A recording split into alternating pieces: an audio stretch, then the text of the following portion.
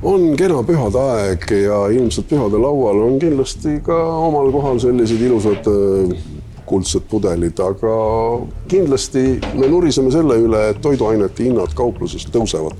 Miks nad tõusevad? Üks on hinnatõus üldine, aga teine on see, et varastatakse ikkagi kohutavalt.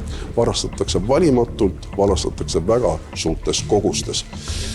Milline on siis läbi kaupmeeste olnud see aasta kaubanduses? Võib öelda ette, et see on olnud keeruline ja üha keerulisemaks läheb. Aga palun, värske näide elust. Tallinna Õismäe. Kodanik siseneb kaupluse alkoholi osakonda ja hakkab usinalt korvi laadima rummipudeleid.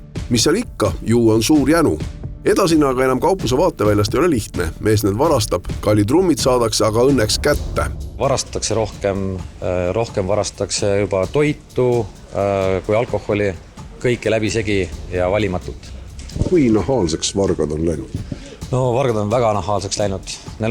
See on karistamatuse tunne täiesti on peal, et markantsemad näited on see, kuidas naisterahvas läheb kassa järjekorrast välja ostukorviga, mis on kallist alkoholi täis laotud ja mitte ühe korra. Tal on mitu sellist juhtumit, kus kohas ta läheb korviga välja. Oleme kätte saanud, enda kauba tagasi saanud, naine on minema jooksnud. Edasi tegeleb politsei, kui pikalt, seda me ei tea. Probleem on ikkagi väga tõsine, mis toob meile kaasa siis nii majandusliku kahju kui ka siis pideva tegelemise nendega. Ja nii nagu kaupmehel on kiire aeg jõuluajal, nii on ka varastel kiire aeg, sellepärast et nemad ka soovivad teenida ja teavad, et rahvast on kauplustes rohkem ja võib-olla nende vargus ei jää niimoodi kohe ekraanile või ütleme valvekaameratele, et loodetakse siis selle rahvamassi sees siis toime panna varguse. Summad, mille eest inimesed varastavad või vargad varastavad, kindlasti on suurenenud. Ei ole tavatu, kui avaldusega tuleb sisse selline 700 kuni 1000 eurot ostukorv, millega täiesti julmalt jalutatakse kauplusest välja. Taas üks näide seekord organiseeritud vargusest. Üks ja seesama seltskond liigub erinevate kaupluste vahel ühe ja sama fooliumiga vooderdatud kotiga. Politsei peab varga kinni, kuid üsna pea on ta juba uues kohas ja uues linnas vargil.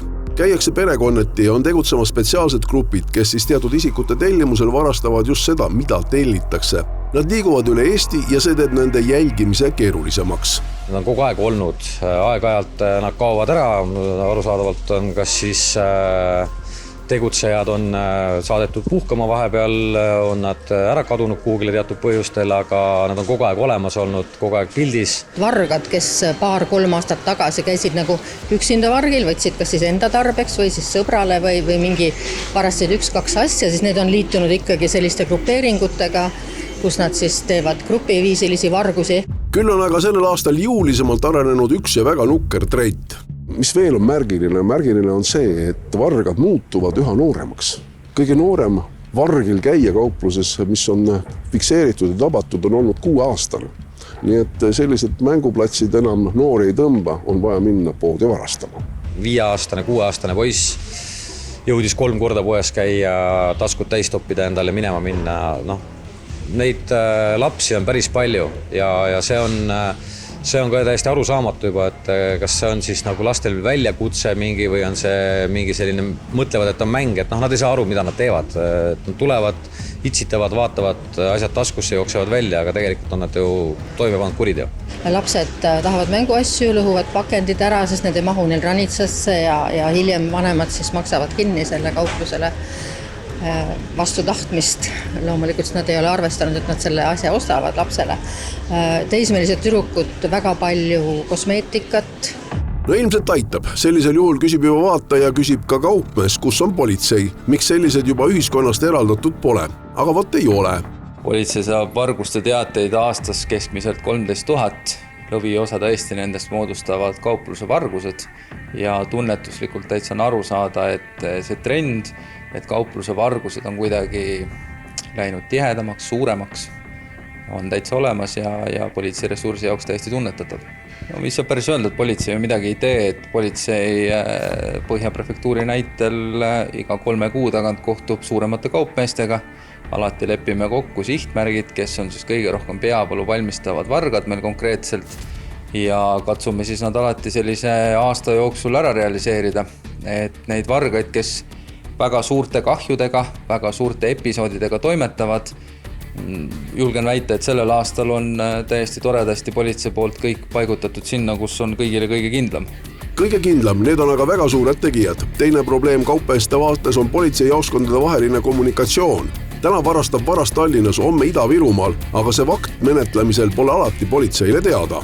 On olemas teatud hulk vargaid, kes tõesti mööda Eestit liiguvad, siis nende isik ei pruugi olla alati Politsei- ja Piirivalveametile teada, mis tähendab seda, et isegi kui see juhtum registreeritakse ja mingil põhjusel politseipatrulli sinna reageerinud ei ole või teda ei ole sinna kutsutud, siis väga tihti ei ole ka selle juhtumi taga ühtegi nime, mistõttu ei saa seostada siis võib-olla Ida-Virumaal või Tartumaal toimunud vargust just nimelt Põhja prefektuuriga. Kokkuvõtteks kaupmehed rassivad turvata, kaalutakse selvekassade osakaalu vähendamist ja vähendataksegi. Politsei proovib, menetleb, aga erilist edu pole. Ikka ja jälle tullakse vargile. Kokkuvõte on jube, tuleb ilmselt nentida siin selle loo peale, aga mis siis aitaks? No loomulikult aitaks seaduse muudatus, aitaks karmim suhtumine neisse inimestesse, kes varastavad, aga no selge on see, et kõigega tegeleda ei jõua. Kaupmeeste poolt vaadatuna on uus aga AI-tehnoloogia, mida siis võetakse kasutusele just varguste avastamisel ja juba on kauplustesse olemas. AI profileerib väga hästi selle varga käitumise, profileerib selle, mis ta teeb ja tegelikult sellest on juba väga suur abi olnud. Ilmselt see on tulevik.